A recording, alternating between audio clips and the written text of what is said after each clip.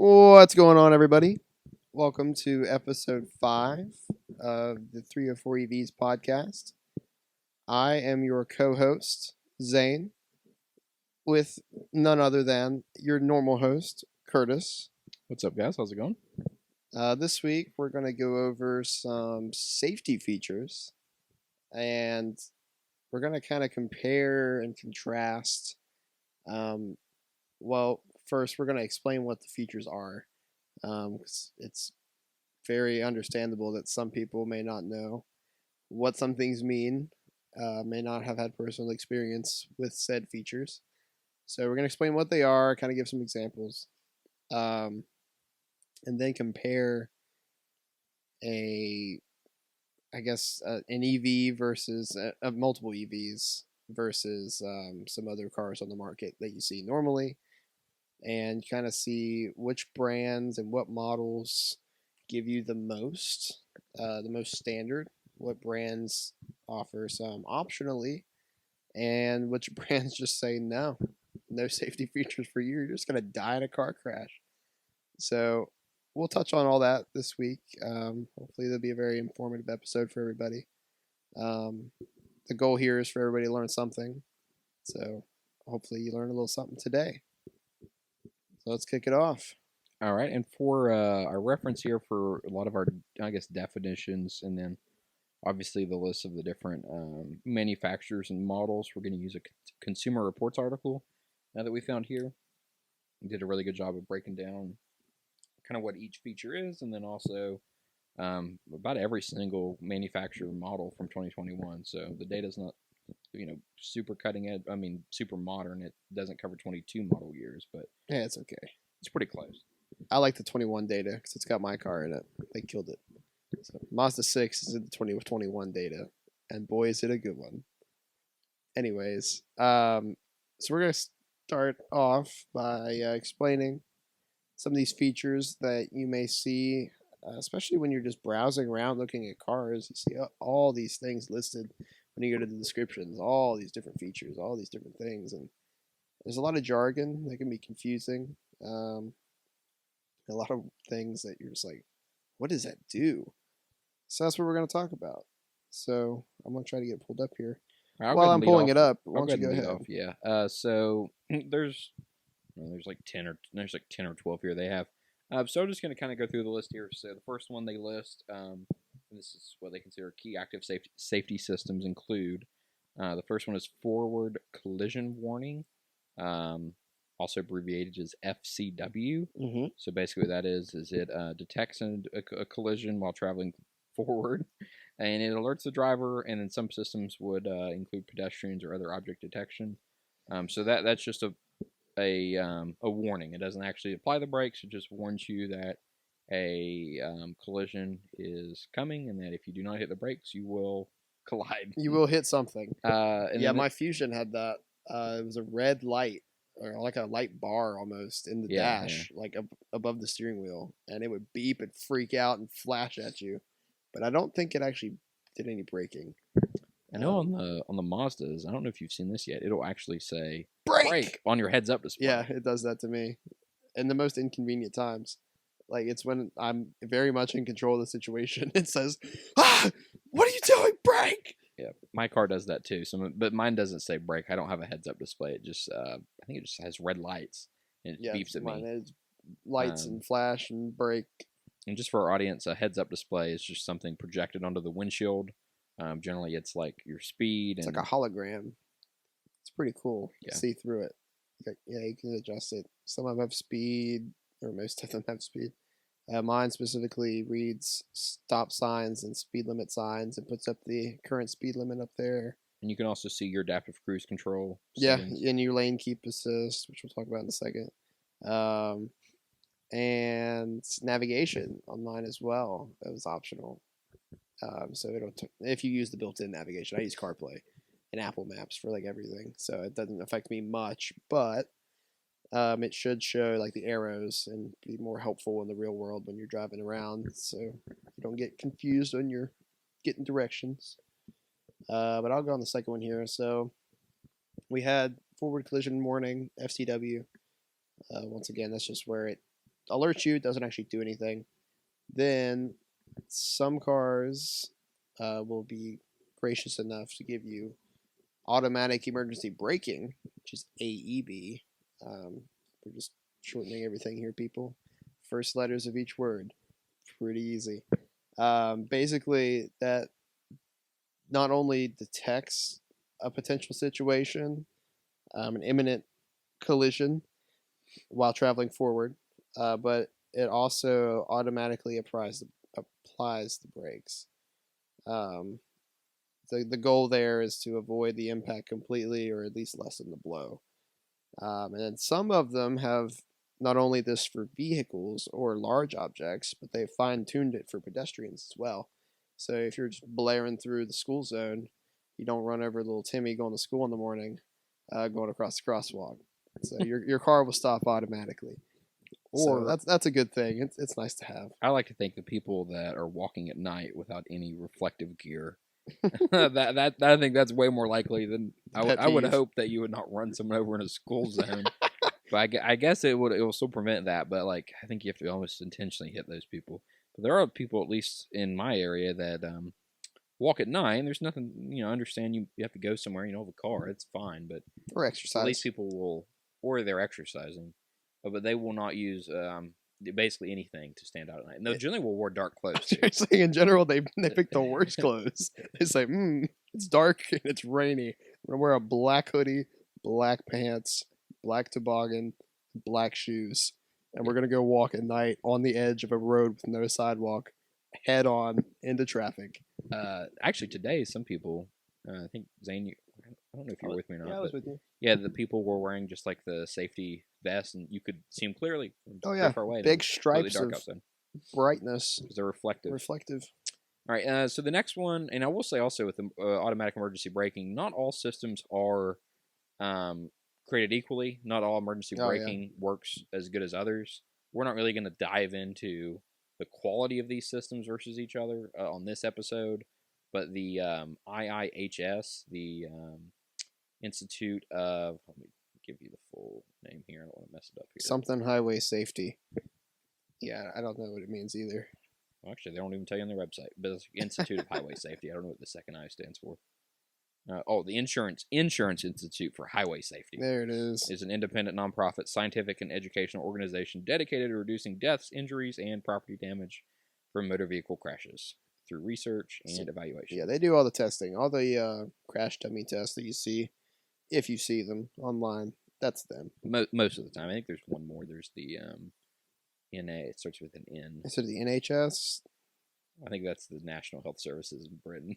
The NHS. That's all right. It's like in it's also the National Honor Society.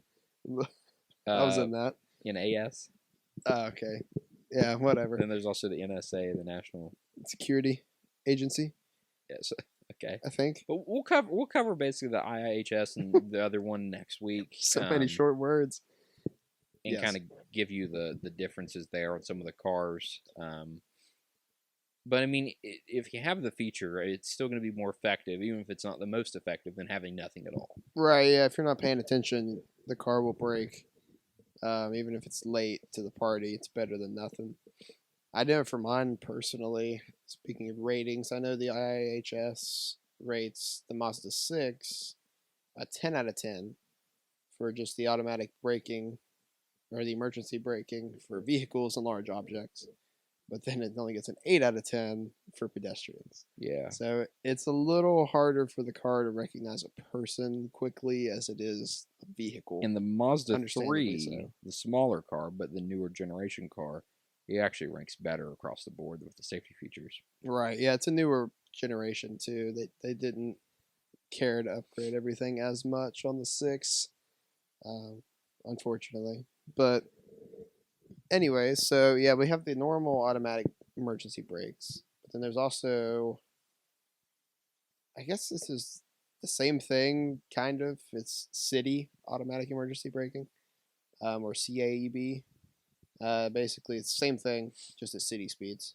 So the other one is at various speeds, higher speeds. The city is if you're going through like residential areas, I guess, or legit city streets, you're going like 20, 30, 5 miles an hour. Yeah, generally there's like 25. It's like 30 or less, or 25 and less. So I think you just call it city, and then there's highway, which is just higher speeds. A lot of the manufacturers actually do differentiate between the two. I know Mazda does really well because they don't want to imply that it's going to brake for you if you're doing 90, because it won't.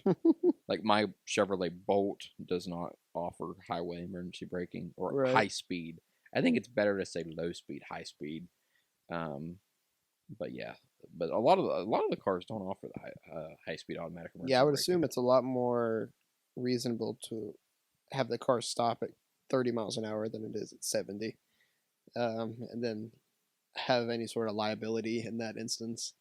That way, you don't come knocking on the door when you're going 85 on the interstate and you ran over a deer that your car didn't see. Or if you get a false flag that it's maybe it thinks you need a brake, if it's slamming on the brakes doing 30, it'll be okay. If it's slamming on the brakes doing like 90, somebody's up your butt. Yeah. Yikes. So there's a more danger in braking Bad news. hard on the interstate. I mean, or on the highway. So yeah, a lot of these are just more in depth than the one above. Pedestrian detection, which I think Zane just covered, so it's just for people. And then some do cyclists now, which is really nice for big cities. Have a lot of cyclists. Yeah, a lot of bike lanes. And then the next one here, we have lane departure warning. So it monitors the vehicle's position within driving lane and alerts the driver as the vehicle approaches or crosses lane markers. So some cars have that, but then some cars also have lane keeping assistance, which assists with the steering to maintain vehicle within driving lane. So departure warning is kind of your lower, I would say that's kind of your lower tech version, and then the lane keeping assist is kind of your higher tech. Yeah, the departure warning just says, hey, you're on the white line. Hey, you're on the yellow line. My car vibrates. It does it often. Anytime you go a little too far left or a little too far right, it'll buzz at you. But yeah, then the keeping assistance takes that a step further. Yeah, so it takes a little more automation into play. The car will move for you to keep you in your lane. So if you're falling asleep at the wheel and you go left to center before you hit the semi head on, it'll move you back over, in theory. Yeah. But this is not any sort of, just because you have lane keeping and we'll cover in a minute, adaptive cruise control. Actually, adaptive cruise control is not on this list, but it's on the end. Okay, it's on the end. Just because you have those does not mean it's equivalent to like a Tesla, I would say Autopilot, or even General Motors Super Cruise, which are kind of drive themselves in the lane. You keep your hands on the wheel or eyes on the road, because these systems are meant to stop you from veering, not really to keep you in the lane and drive for you. Right. So yeah, just to prevent situations that could be bad. You really kind of don't want to use this feature. You don't want it to be activated a lot, technically. Right. Yeah, theoretically, you don't want it to do that. It's not there to drive for you. It's there to save your life in the instance that you need it. You're not paying attention or whatever. Then this is something that's more common, I think. More people realize, or you've at least seen when you're driving on the interstate or whatever, especially if you're in the fast lane or in the slow lane. And you're either passing or being passed. Sometimes you'll see a little yellow light on somebody's mirror. That will be the blind spot warning, or BSW. Which I would probably never refer to it as BSW. It's almost harder to say than blind spot warning. But basically, just alert you when somebody's in your blind spot. So when somebody is in your blind spot, I will have a little yellow light on your mirrors usually. Some of them, like I believe in a Tesla, it's on screen. There's a car on screen, and it'll show another car in your blind spot. I know on my car, on the heads-up display, it'll have little like ripples, I guess, or a little radar symbol that'll show you without having to look at your mirrors if there's somebody in your blind spot. But it'll just kind of make sure that you give ample room if you're merging lanes. It'll beep at you. It generally beep at you once you turn your turn signal on. Right. Yeah. If you're trying to get over and there's somebody in your blind spot, it'll go beep beep beep. But it's really helpful, especially on highway driving or if you're in a busy city or busy road in general. Just to make sure, especially if you're making quick decisions, that there's nobody in your blind spot. You're not going to sideswipe anybody. So that's a good one to have for sure. Yeah, I think that saved me once or twice in the last 4 years that I've had it on and off cars. Yeah, it's helped me a couple times. Because sometimes you'll just have no idea there's someone there. I mean, probably because you weren't paying attention. You weren't, I guess, doing, I don't know, really monitoring your surroundings from start to finish. But sometimes you kind of glance over to something else and someone gains up on you. And then they hang out in your blind spot. And then you kind of get over where you think the road's empty. I think that's when it saved me is I think, oh, man, the road's empty. I'll just go ahead and change lanes. And I turn my blind spot on. I'm like, someone's there? There's no one around me. Well, there's one person literally in your blind spot. Oh, yeah, they'll just sit there in your blind spot, too. That's how they always do it. So they just like to sit right in there, a little diagonal to you. And they're like, bet he'll never see me here. And then the next one on here, we've got rear cross traffic warning. So that detects vehicles approaching from the side and rear vehicle while traveling in reverse and alerts the driver. So this is really nice if you're going to look at mostly just your backup camera. Obviously, your field of view, you cannot see everything just out of your camera. So it's going to alert you when cars are coming, and you basically can't see them out of your camera, maybe even out of your mirrors. It's going to say, "Hey, someone's coming." Yeah, and very helpful kind of if you're slow down and wait until you see them in the mirrors or the camera. Yeah, very helpful when you're in a parking lot at the mall or the store of any kind, whatever, and you're parked next to a big truck or SUVs on either side, and you're trying to get out, and it's busy, and you're backing up, and you can't see around anything quite yet. And your backup camera just looks straight back, so you can't see around anything. That'll beep at you when sometimes even when somebody's walking behind you, it'll go off. But a lot of times it'll see cars with pretty good distance away too. They give you plenty of time to react. I had to go off and I'm looking, I'm like, what? And then finally a car will pass. That way you can back out pretty easily. So yeah, it's a really good one to have too. Let's see. Yeah, I would say one more thing about that. I would say backup cameras without rear cross traffic warnings they're still effective, but I think the rear cross makes them significantly more effective. If you're going to rely on your camera a lot, it's going to help you a lot. Yeah, 'cause your camera, believe it or not, has blind spots. So when you or your car has blind spots. I guess your camera has blind spots too. They all have blind spots. There's blind spots everywhere. So these sensors add to help you see what's in your blind spots and prepare accordingly. Then, like automatic braking up front, you also have rear automatic braking. So if you're backing up and somebody zooms behind you, it'll hit the brakes for you so you don't back into anybody. Or if it's just somebody sitting there that you for some reason don't see, you won't back right into them.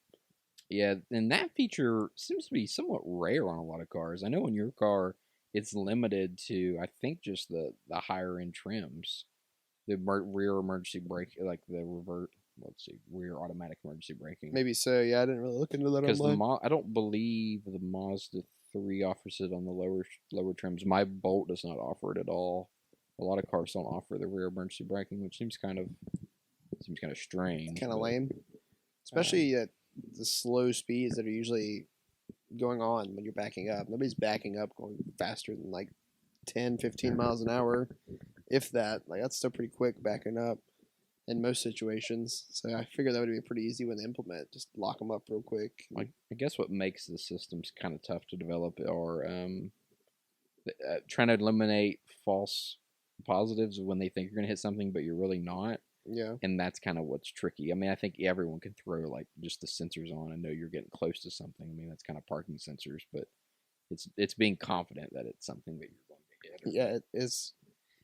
Taking in the information of how fast you're going, how fast that's going, or where it is, and making that decision for you. Yeah, and I guess that's a touchy subject if your software is not good enough. If it's going to be overly aggressive, you're just going to get mad and turn it off. Or you generally can turn off most of these features, so turn it off. And if you can't turn it off, you're just really going to hate the car. So I guess they want to make sure it's really good before they roll it out to more cars. And then the next one we have here, we've got lane centering assist. So that is continuous active steering to stay in between lanes. So basically that kind of is something that you can basically rely on to help you. Yeah, it reminds me a lot drive. Of HDA on Hyundai, the highway driving assist. It'll keep you in a lane. It'll steer for you.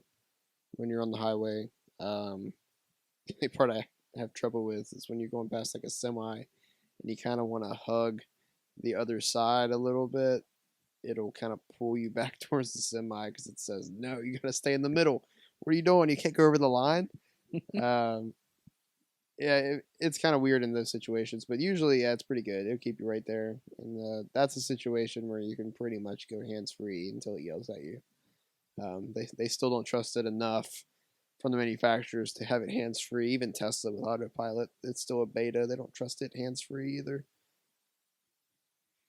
Yeah, so I would say about the only thing I think that's hands free right now that consumers can buy is General Motors Super Cruise, which they basically map the highways out, literally, like down to like almost the inch, to know exactly where you're at. Well, that's interesting. And then you can only use the Super Cruise on certain interstates and highways they've mapped out. And I don't think they want you doing. I don't think they want you doing it when it's raining or snowing. And then you can't do it when there's construction, which would basically, if you bought it for this area, in our area, it's always under basically construction. never use the feature to drive to like Huntington or Charleston. Obviously a lot of West Virginia. If you go upstate a lot, like I do, except I have family. We're from the Charleston area, Charleston Huntington area. We've got family in the Eastern Panhandle, Martinsburg area. So we drive all the way up through the state, and then we go trout fishing. My family does near that area too. So much construction, all the way up I-79, all the way through everywhere. It seems like it's always under construction, and they take forever. So yeah, trying to use a lot of these features on roads that are interrupted like that is not the best. So these are definitely newer technologies that are not able to adapt to those situations quite yet. But yeah, it's because the lanes basically during construction, the lanes are always messed up. So yeah, even for me, I get confused. How's the car supposed to know that? Yeah, the lines go all over the place. They grind some out, they cross some out, they overlap them. Yeah, it's really confusing. And then the last one here on the list that Consumer Reports has, and there's still a few more safety features out there, but this is basically the main ones, is adaptive cruise control. And I think this is probably my favorite safety feature. Oh, I love it. So it assists with acceleration and or braking to maintain a prescribed distance between you and the vehicle in front of you. And then some of the adaptive cruise controls offer what's called stop and go, or whatever. Or I think generally they all say the term stop and go. Yeah, mine's stop and go. So basically, come to a complete stop and then continue on its own, or you tapping the gas to continue. And that's really nice. So if you're driving along long stretches, it'll just keep that distance from you and the car in front of you. If you look away for a second, you're not going to rear end someone. It's going to brake for you. If a person slows down randomly, or if you're following someone that doesn't use their cruise control and likes to speed up and slow down, well, your car is going to do all the work and speed up and slow down. And it really reduces driver fatigue on kind of when there's any traffic. And just the overall safety. If you lock it in on 75, if you're on a road trip and you're not paying attention and you're coming up on a semi that's going 65, you rear end them. The car's not going to do anything to stop you.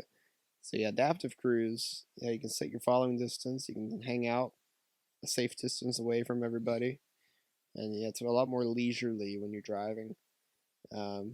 Sometimes even to a point where you don't realize that you're going slower than you're supposed to. You just kind of get in a trance a little bit. I know we were coming back from Columbus one day and Maddie was driving and I'd never used it before. She was like, should I pass this guy? We were on like an empty interstate at night. And I was like, well, speed limit's like 70. We're going 55. She was like, we are? It's like, yeah, it's the car. Like, it's slowed down for you. It was just like, oh, I didn't know that. So then you go in the left lane and it picks up and takes off. Gets back up to speed. But yeah, it's pretty cool. Pretty nice. I've noticed not all systems are the same though. Like everything else. My Fusion kind of scared me sometimes when I was going on curves, especially on the 79, that really curvy interstate. It would not slow down on curves, so I would kind of get a little bit white knuckled when I was going around curves because that thing would fly, especially if I was speeding up, coming around somebody. It would pick up and try to get back up to speed, and it would accelerate through a curve. And the Mazda slows on the curves. Mazda slows down. How much? 3 or 4 miles an hour sometimes. Sometimes 5. It depends on the severity of the curve. If you're getting into a curve and you start really getting into it, it'll back up even more. So it lets off and kind of gives you a more leisurely experience around a curve. Yeah, that is starting to roll out more cars. I think I saw like a year ago Mercedes. Well, maybe it's Hyundai too. I think Mercedes and Hyundai, or at least Mercedes, they actually use the navigation and they know the road coming up ahead. I don't think the Mazda actually uses the navigation for. No, it I think it just goes kind of off of your knows. steering. I think it just knows off the steering and whatever, basically, were basic sensors that, hey, I probably shouldn't do it 75 miles an hour with the wheels turned at this angle or Yeah, whatever. let's back off a little bit. But like some of the newer adaptive cruise control systems can kind of know what's ahead of it and say, oh, man, this is a really sharp curve. Maybe we should slow down to 55. Yeah, prepare for it. Yeah. Like, sometimes you'll drive and the roads will say that. Like you come up on a really big curve and the speed limit will drop it 10 miles or 15 miles an hour. And they kind of know that there's a sharp curve and to slow down. Yeah, I still have to manually take over in those situations. The car didn't see that one coming. Yeah, the car's not reading that sign and adjusting the speed all on its own. Not yet. Yeah, it kind of freaks out a little bit. Yeah, though it reads the signs, mine will read the sign. It won't do it, or it won't act accordingly. It'll just let you know that you're technically speeding, because it marks a little hash on the speedometer of where it read the sign versus what you're doing. But okay, yeah, it won't prepare accordingly. And then we have a list here from Consumer Reports. We're not going to obviously cover every car here, but we're just going to give you some highlights. So basically, their list, they broke down 2021 models. They didn't include every single feature we covered, but they included forward collision warning. They covered emergency braking for the city and the highway, pedestrian emergency braking, lane departure warning, lane keep assist, blind spot, and rear cross traffic. So they left off adaptive cruise control. Unfortunately. Rear automatic emergency braking. And I guess that's it. So some of the highlights we found, it seems like overall, and we looked at this data for a while, but obviously we still may have missed one or two things. But overall, it seems like the best to include all these features I just listed that this chart covers. From what we saw was Volvo. Every single Volvo on here has every single one of those safety features standard. So even if you buy the cheapest model of that car, it's standard on the cheapest model. You don't have to option it. It's not on a different trim level or package. It's standard across the board. Which is phenomenal. It's how it all should be. I think driver safety... I think driver safety is important, and apparently Volvo does too. But then we've also noticed that we have other manufacturers like Chevy who thinks the poor people don't deserve safety. I love it. They're like, you don't get features unless you drive a Cadillac. So you scroll up, and car that I see a lot, for whatever reason, as hideous as it seems to me, I know not everybody thinks the same. Beauty's in the eye of the beholder. But I think it's kind of agreed upon, almost like a Kia Soul. The Chevy Trax, the little SUV, little tiny thing. It doesn't offer almost everything except the blind spot and what was the last one? Rear cross traffic. The rear cross traffic. Those are optional. They don't come on the base model.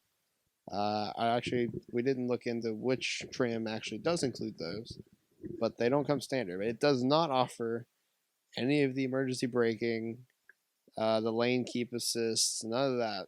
It's only the blind spot and the rear cross traffic optionally. So if you're getting a lower end Chevy Trax, it's just you in the car. There is nothing in between. It's all you. So you best be paying attention. And just for our viewers, because I think something I just thought of, some of these people are going to think, well, it's not standard, but those cars are way cheaper.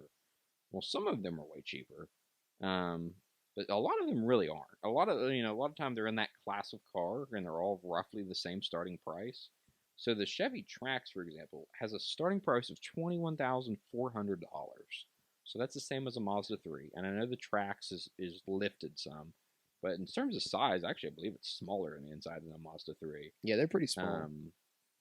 But that's also really similar. That's like same size as a CX-3, which is now discontinued, but it's not like you're saving $5,000 by not getting safety features. You're generally spending the same or a slightly smaller amount of money to get absolutely no safety features. And what these features are, like the emergency braking, I mean, if it saves you literally one time, it's paid for itself. Yeah, we're talking about not hitting someone. Some money or your life, potentially.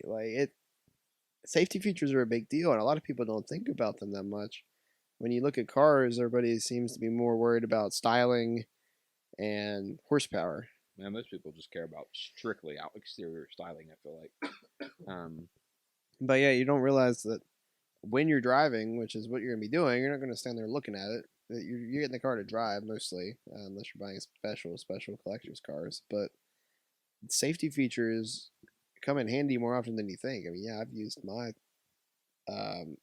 front warnings, brake warnings several times.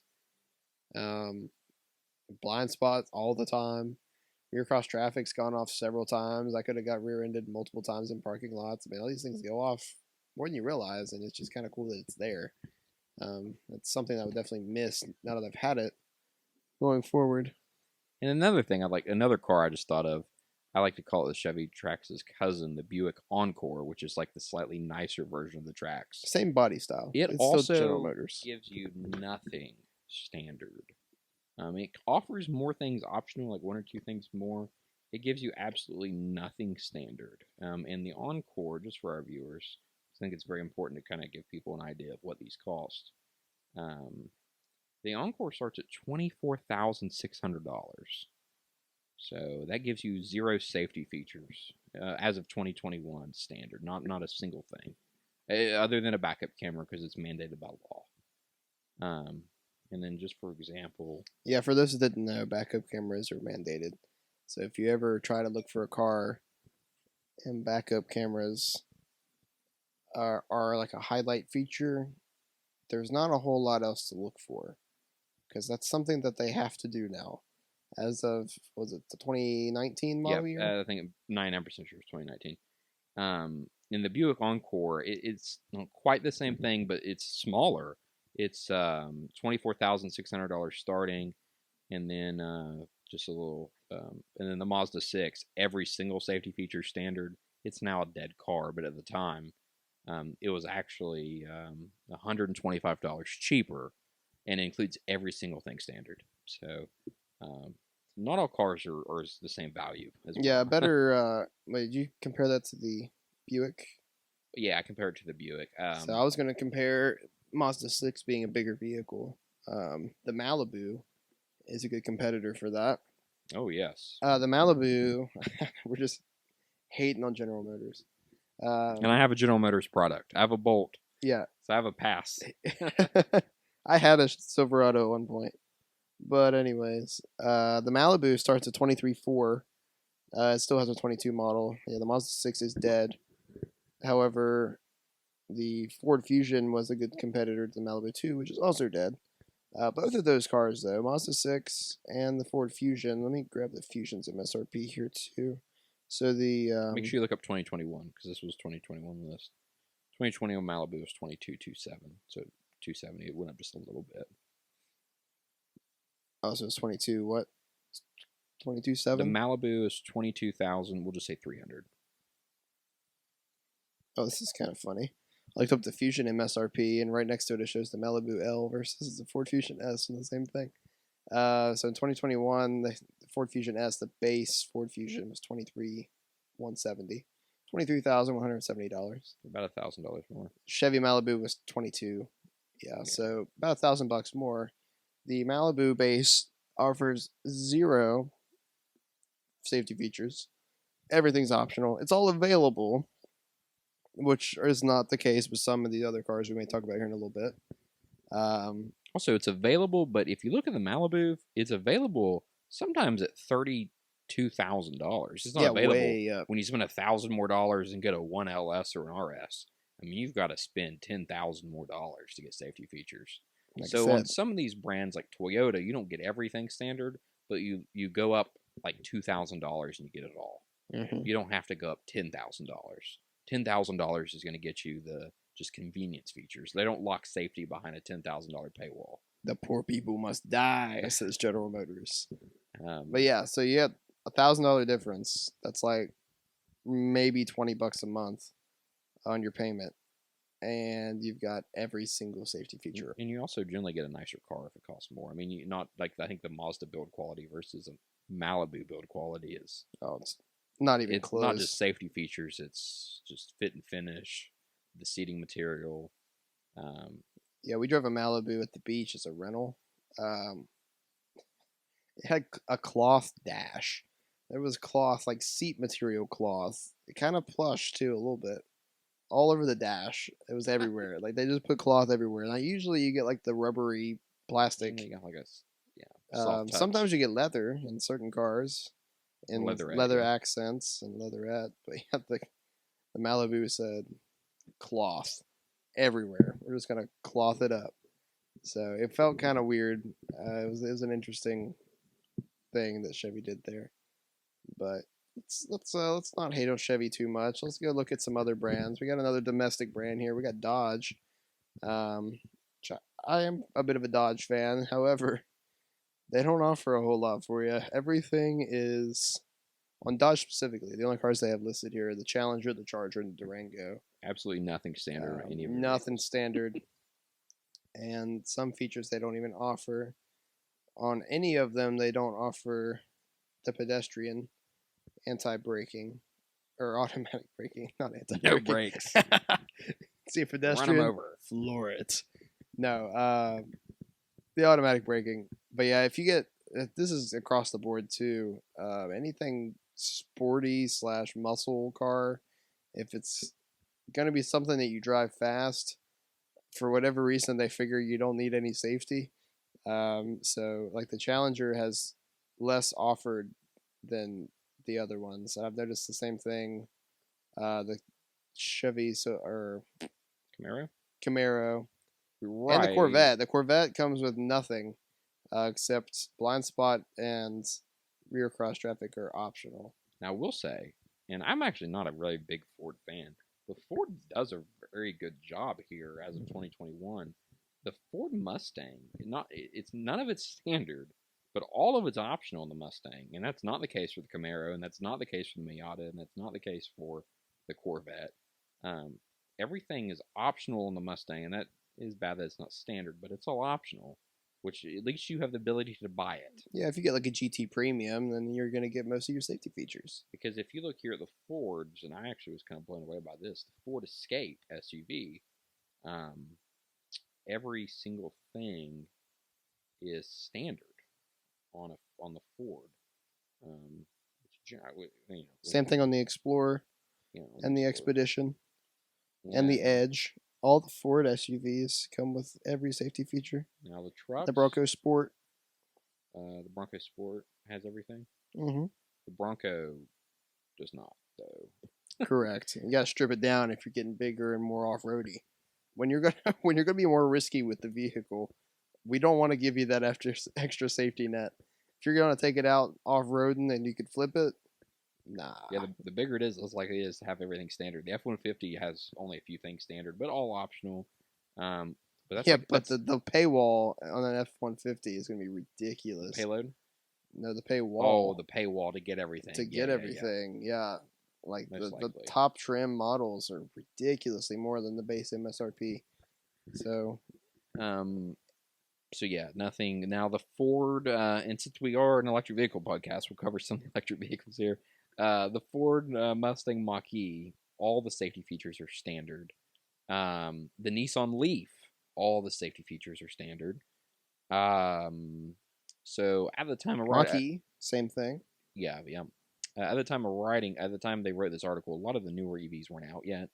But then also the Teslas, the Model 3, S, X, and Y, everything is basically standard. So Tesla, I guess, doesn't do traditional blind spot or rear cross traffic.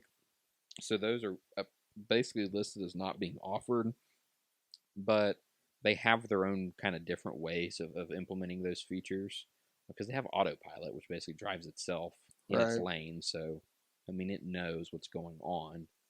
And they even have it where it can change lanes automatically. So with a full self-driving, so basically the car does those things, but just kind of in a different implementation.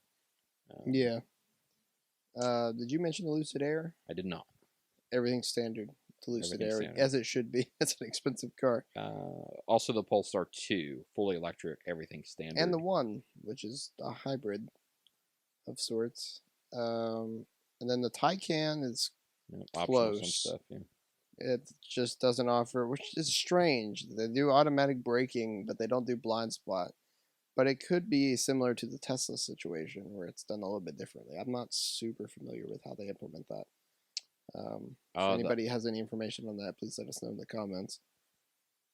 And then the Volkswagen Id4, their fully electric SUV, everything's standard. Good job for Volkswagen, because the Jetta, which is pretty cheap. The cheapest Jetta, the S Jetta, is like $17,000, but nothing is standard on the Jetta as of 2021. So some of this might change with 22 model years. Yeah, I wasn't going to look up every single car for 2022 and see what changed.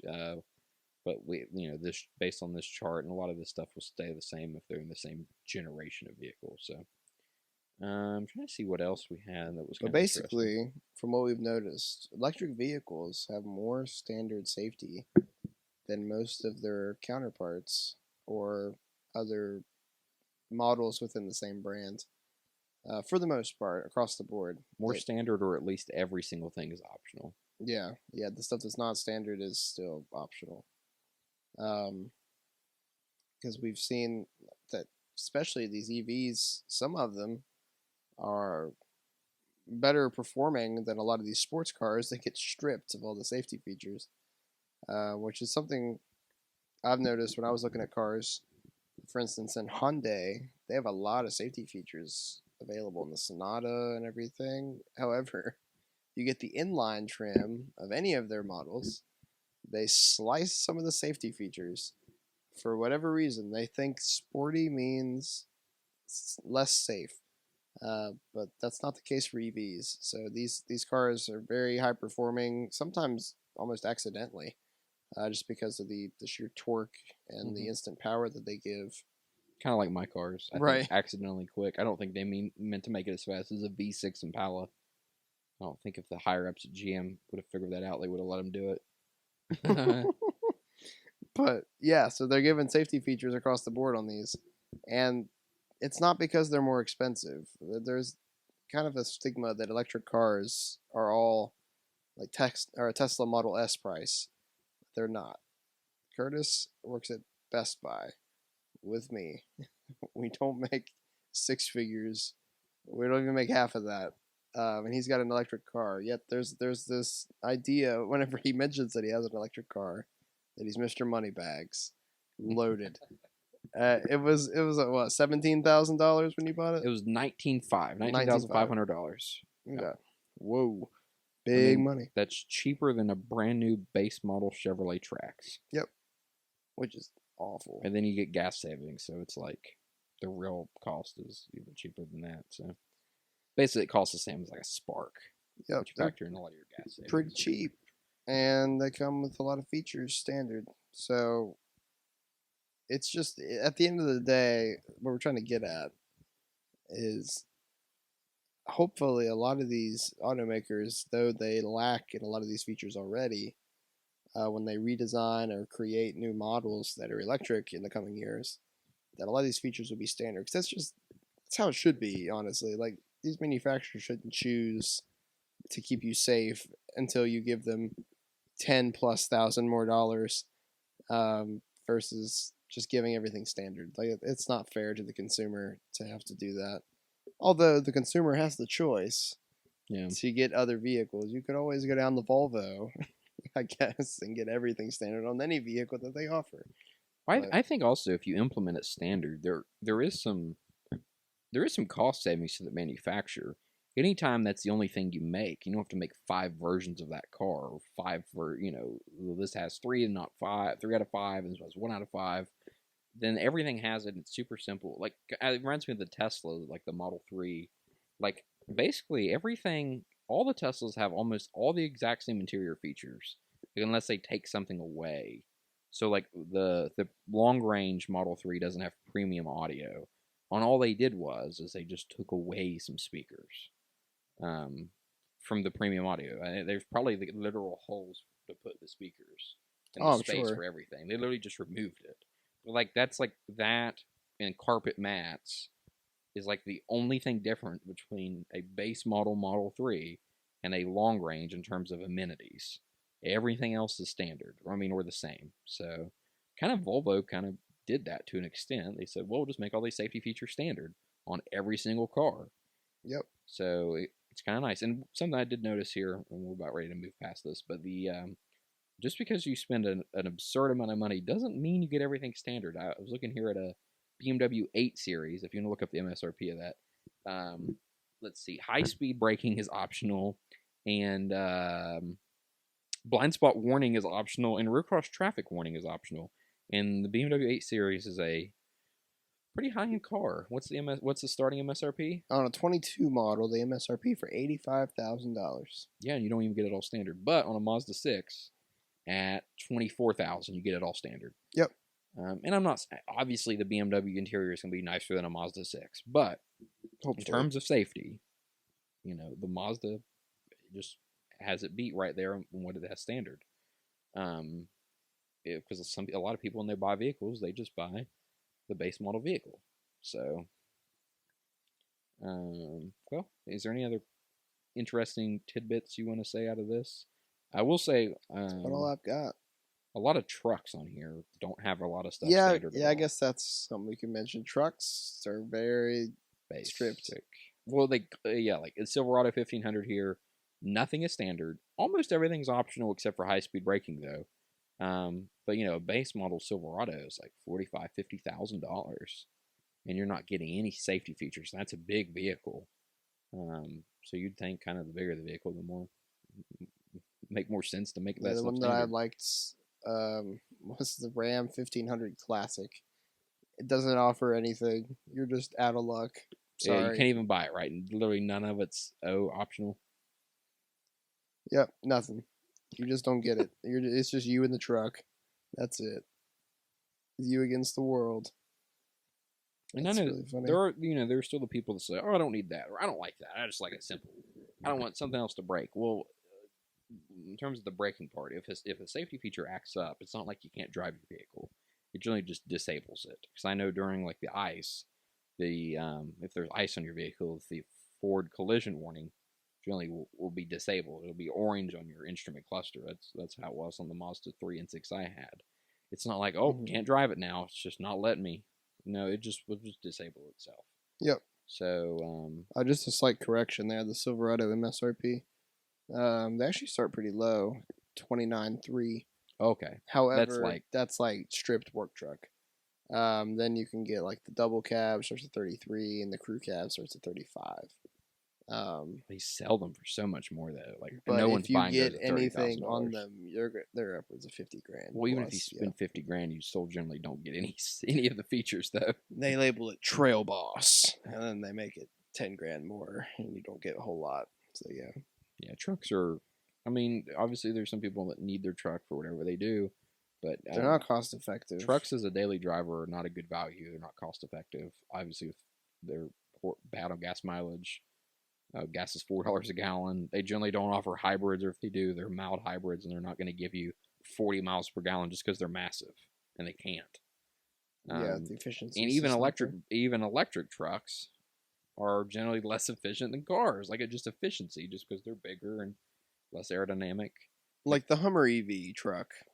Yeah, like the Hummer EV is like a fourth as efficient as a Model 3. Yeah, because it weighs 10,000 pounds. It has 1,000 horsepower. And then the Rivian R1T truck. It's about half as efficient as a Model 3. But it's more aerodynamic and it's a lot smaller. Yeah, but the good thing about a Rivian, you put some junk in the frunk. Tell you what. Or any EV that's done right. Put a little junk in the frunk. It's a little shout out to Noah, Geek Squad. You'll get a tickle out of that one. Anyways, we got a couple current news articles we found just to kind of wrap everything up. Just some things we thought were interesting. So I guess we'll kind of go back and forth here. Do you want to hit the first one you put there? Yeah, the first thing I'll cover here is. And these will be linked in the comments, by the way, if you guys want to take a look at them for yourselves. I know visually seeing things helps a little bit. I've had some comments on that too from some of our viewers. So all these articles that we're digging through can be found in the comments.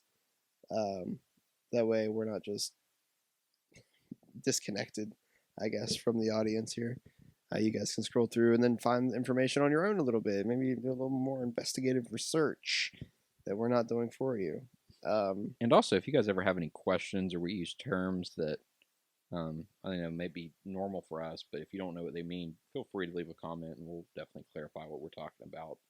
I think we've tried, at least on this episode, I've tried to, anytime I try to use a new term like heads-up display, I kind of try to cover exactly what that was and not just throw it out there. And right. Not mention what it was.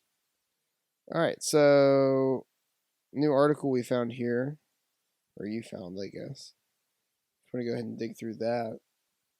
Yeah, so the first article here by Car and Driver, the title of it is Dozens of Hyundai and Kia EVs Coming by 2030, Including Pickups.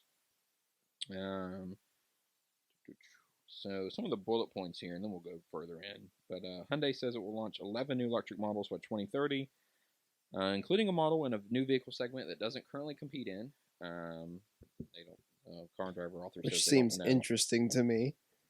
They don't compete in the market. So maybe Zane thought maybe a sports car. That's my hypothesis. But if it is, it'll have to be really expensive because it's a sports car, I'm sure. It can't just be like the same price as the four-door sedan. Yeah, because later on in the article, they mentioned that it could be electric version of the Santa Cruz pickup hybrid-looking thing, or like a really small compact car. But they labeling a vehicle that they already have means they're already in that market. So I think they don't have a proper sports car. I don't think it'll be a compact car for the U.S. market. It would probably be a sports car or a truck. We don't like really, really compact cars. Like, they don't sell terribly well here. Like, the ID3 doesn't exist here. So the ID4, like I mentioned earlier, is kind of like Volkswagen's mid-sized SUV, kind of pretty much the size of a Tiguan or Tiguan. Mm-hmm. The ID3 is like the size of like a Chevrolet Sonic. It would be slightly larger, but they don't offer that for sale here at all. They only offer it in Europe. Then also in the article, Genesis will gain 6 new models by 2030, 2 passenger cars and 4 SUVs. And they did say by 2025, all of their new vehicles will be electrified. Actually, if they use the word electrified, they might mean they could potentially it could mean plug-in hybrids and stuff too. Oh, that's for the 2025? Yeah, I would like to see them fully electric. I don't know. 2025. That's what I thought initially when I read that, but they used the word electrified, so it might not be fully electric. We'll see. And then Kia will sell 14 EVs by 2027 with plans for 2 electric pickup trucks, although not all of these new EVs from Hyundai and Kia are destined to reach the U.S. market. So we might not get the pickup trucks. Maybe not both of them. Strange that our market doesn't get the pickup trucks. But yeah, some new sedans coming out. That's pretty interesting, especially since they're killing sedans currently. So I'd like to see some new sedans come out. Honestly, I'd like to see EVs bring back the sedan and then make it more common again. So I like sedans. I think they're pretty cool. Do you think with higher gas prices, we might see people desire sedans more? I think so. Because they're just naturally more efficient. Yeah. And better, even with gas. If you're going to have a gas vehicle, it's still more fuel economy. Yeah, I think anybody should consider a sedan if they're driving a big gas guzzler. But they only need... A lot of these people that have SUVs don't need the space. Like, they drive these big vehicles for no reason. Like, there was a little old couple I helped at work that was driving a Lincoln Navigator.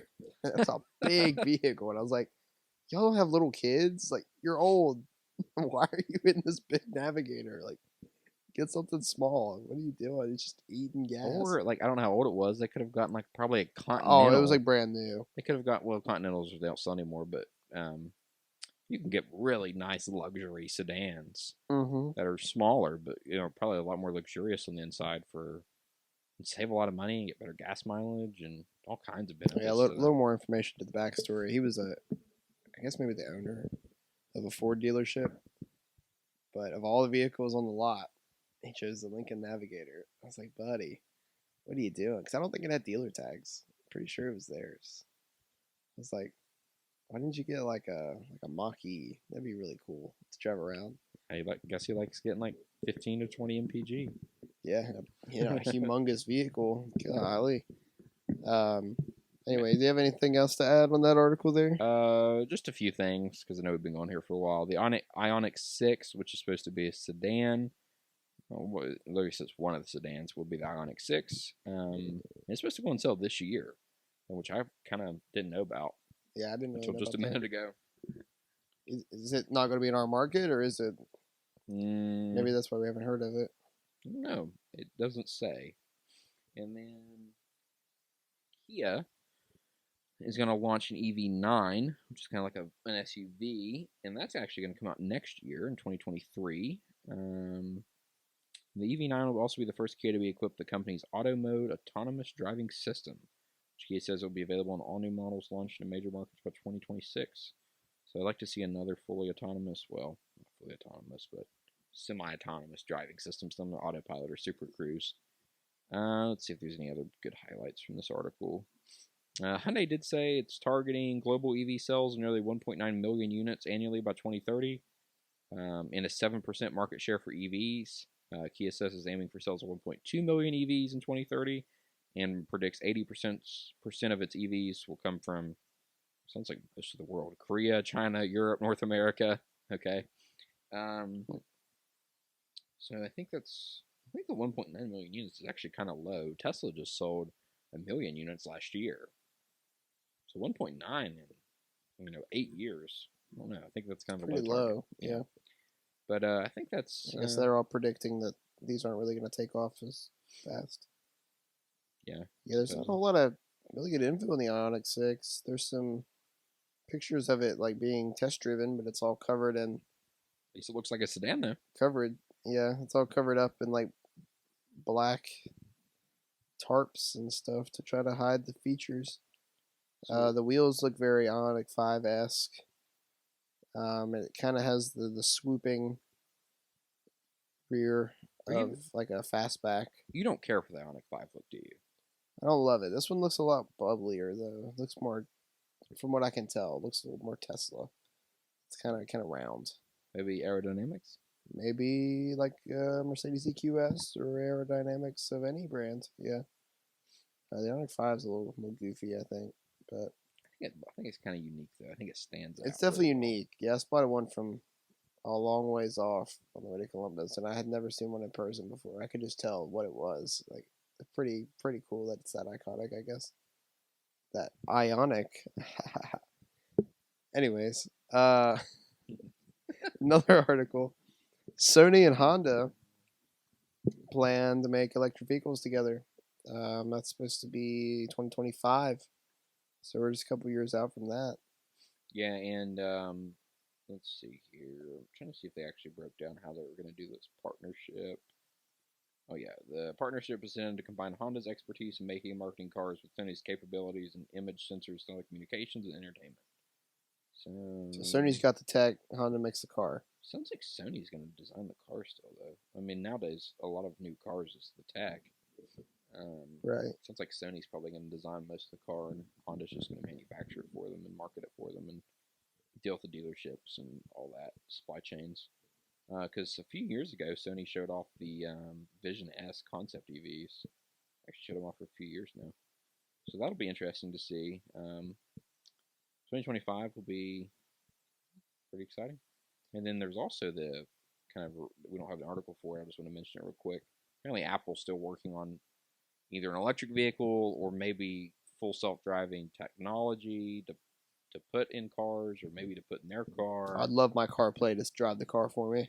There's definitely something that Apple's working on in the car industry, so it'll be interesting to see what they come out with. And when they do release something, it probably will be roughly around 2025. So yeah, I was really hoping that they would. There was talks that they were in Korea, Trying to find a partner to make Trying the to find partners. I was really hoping they'd hop on with Kia or Hyundai. I imagine that's who they were going for in Korea, right? Because Honda and Mazda are both And Japanese. Nissan, I think, are all Japanese, yeah. So I think Korean makers, the big ones, are just Kia, Hyundai, and they're kind of the same company. I think they're Yeah, they're the same just parent. cousins, basically. But then last I heard, they were in Germany, which leads me to believe that they're pairing with BMW, being that the BMW is one of the only brands that uses like the Apple Wallet key.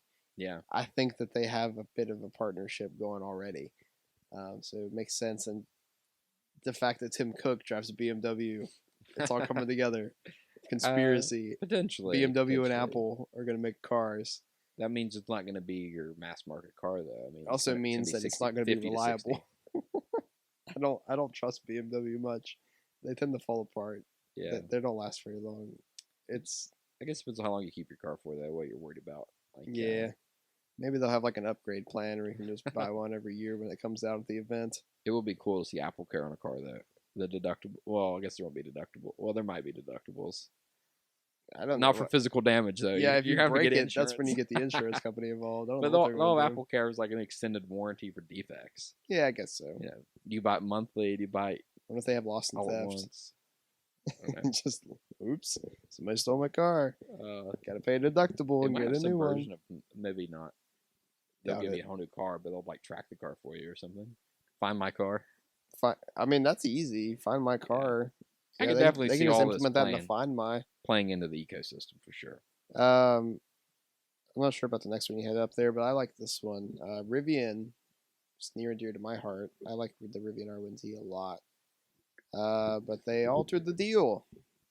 So now everybody that's got one on order are going to have to pay They modified that actually. up to $20,000 more. The people on order get their price locked in for now. Those people do. Nice. But I think their policy, I don't think they changed the policy. I think if you order a car and the price goes up, I think you have to pay more still from now on out. I think it's just anyone before March 1st or right after March 1st, they would honor the price, but they're still raising the price. And I think if you order a car now, they decide to raise it in 6 months, unless they change it again, I think you're locked. I think you have to pay the higher price if you still own the car. Well, that's unfortunate. I should have already put one on order then. Yeah, well, I don't know what you're waiting on. Just $1,000 a month. Yeah, I mean, that's nothing. I make tons of money, man. It's no big deal. Yeah, it's crazy, though. 20%, depending on which one you get. So, yeah, this one guy tweeted, he said his R1T was going from 74.9 to 92.7 overnight. Crazy. I know. Boom. I know you're a big Rivian fan, so yeah, it was pretty unfortunate to hear about that. I was hoping that one day it would be attainable, but it just keeps getting higher and higher and higher. Yeah. So we'll see what happens. It's funny, we were talking about the Rivian at work, and everyone was really into the Rivian. Even people that aren't really into cars were really amazed at all the like nifty features of the Rivian, like that cubby that goes all the way through the car, and oh yeah, the gear tunnel. Yeah, it's pretty sweet. And then the optional camp kitchen, and then the tents that you hook on the top very easily. They're all frunk. Junk in the frunk. Gotta love it. And, it's a pretty big frunk. You can put a whole person in there. Then yeah, just the whole thing. I don't know, it just makes sense. I like it a lot. It wades through 3 feet plus water, or maybe it's up to 3 feet. I don't know. It wades through a bunch of water. No problem. That thing's so heavy, it's not floating away. I like that about EVs too. They're grounded pretty well. Yeah, I think the Rivian's pretty cool. I think in some ways I like the F-150 Lightning more though, but I guess the battery tech's not quite there. But I get the F-150 is a bigger truck though, so it's not. It is. It's a full size pickup. Yeah, the Rivian's closer to like a Ridgeline or like Tacoma. Like a Tacoma or a Ranger, like the modern Ranger, not the little baby Ranger. It's only got a 4-foot bed. It's a small pickup, but I think it's pretty sweet. Okay, and then we have 2 articles here left. I wanted to cover that one you skipped over just for a second. So I know a few weeks ago we talked about cold weather and EVs. So Axios, I think that's how you pronounce it. They wrote an article titled "The Cold Hard Truth About Electric Vehicles in Winter: how weather affects EV battery range, and they have a nice little chart here. Looks like they got it from someone else, but basically it shows you what percentage of EPA rated range you get in freezing temperatures, which is between 20 and 30 degrees, and warm temperatures, which is around 70 degrees. So really, all of them do pretty well, except for, well, I would really say, except for like 3 of them or 2 of them. So my car does the worst. The Chevrolet Bolt only gets about 66% of its EPA range in 20 to 30 degree temps, but it gets 98% in warm weather. So it's really accurate in the warm weather. The Mustang Mach-E is also pretty bad. It only gets 68% of its range in freezing weather, and that actually was the vehicle that we used a few weeks ago. I don't know if you were on the episode or not. I think you were. I think it was our first one covering electric vehicles, winter range, and we broke down how long that Mustang Mach-E lasted. Oh yeah. So these do pretty bad in the cold, and the one person that tested it, it stayed power for a long time. Yeah, he was the one that was trying to counteract the story going around about the Tesla dying on I-95, right, during the big blizzard. So, and then the Chevy Volt, the 69%. I'm not going to cover that because they don't make that anymore. BMW i3, they're not making it anymore. It does 74%. E-Golf, they don't make. So Nissan Leaf does 91% of its range in the cold. And then everything else, Model X, e-tron, Kona, Model S, Model 3, Model Y, they all do 93% or higher in the cold. The funny thing to me, the Model X is the same either way. 93%. Well, the Model 3 is about the same. Model 3 is 95, 96. The weird thing is the Model Y is slightly worse in the warm than it does the cold. It's 97% in the warm and 98% in the cold. It's the only one that's flip-flopped. Just strange. I don't know if there's like some weird correlation with testing there or what. But then we have a couple notable cars like the Leaf and the Kona, Hyundai Kona and the Nissan Leaf. They go above their EPA, and the Audi e-tron above their EPA rating in the warm weather. So the Kona does 112% of its rating. The e-tron does 101%, so just over what it's rated for. And the Leaf does 105%. Then we have a couple that are spot on. Most of them are below, I guess. But then the Jaguar I-Pace is spot on with its EPA rating, as well as the Volt with the V from Chevy, but they don't make it anymore. So pretty nice. And then the e-Golf's on here too, but as you said, it's not made anymore as well. I'm pretty confident it's not made anymore. No one talks about it anymore. It had only 100 and some miles, or like 110 miles of range. So pretty much, if you don't buy a Chevy or Ford, you get most of your range. So in the wintertime, in 20 to 30 degree temps, just fine. So that's kind of nice for me, because I know right now winter driving feels like it really takes a toll. Well, it really does. 33% decrease in range. So you'll be looking up the e-Golf there if you find anything. Or... Yeah, there was a article from roadandtrack.com in 2020. It said the e-Golf is dead. Yeah, so it's kind of strange that this chart covers like a bunch of dead cars. And then there's also carmagazine.co.uk that says they have a review of a 2022 e-Golf. What's Europe? So yeah, it's just not our market. Yeah, we're not. Yeah, we don't try to. We really don't. We don't cover European cars on this. We try not to cover them on the podcast. I don't think we have any European. Yeah, we're the 304. We're not Europe. Yeah, we might have European listeners. I'm sorry if we have any European listeners, but it's not a car that we will ever be able to buy here. And so it's just doesn't matter. Can't talk about it. Something we can buy here though, home country, Ford. They're doing something pretty big. They're splitting their electric car and their gas car operations, which it kind of seems like the folks that are getting left on the gasoline side are getting the short end of the stick, because they're not going to be making these engines very long, I guess, unless, I don't know, they still do the Ford GT or whatever later on. They're still racing. Except for high-performance engines or heavy-duty engines, they're not really going to be making basic 4 cylinders in 10 years, most No. likely, or at least not really focusing on them. Or innovating a whole lot. So yeah, it's pretty cool. A lot of details in this article. I don't really want to get into, except for this one. The gasoline side is cutting $3 billion in the next 4 years, while they're investing $5 billion in EVs this year alone, 2022. So they're cutting back on one and pouring money into the other. Kind of makes me think when you say Ford alone is putting $5 billion investment in EVs in this year, like the charging infrastructure they did, the $5 billion out of that infrastructure bill.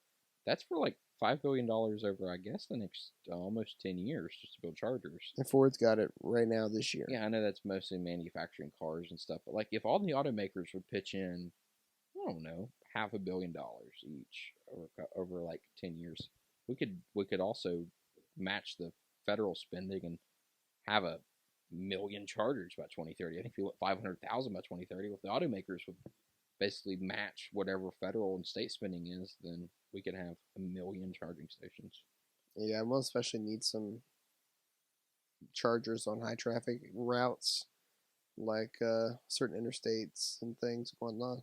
High tourist locations. Urban areas will need chargers. In urban areas. People that live in apartments need to somehow let people charge their car out on the street or something like that. I wonder if they could implement charging into like parking meters.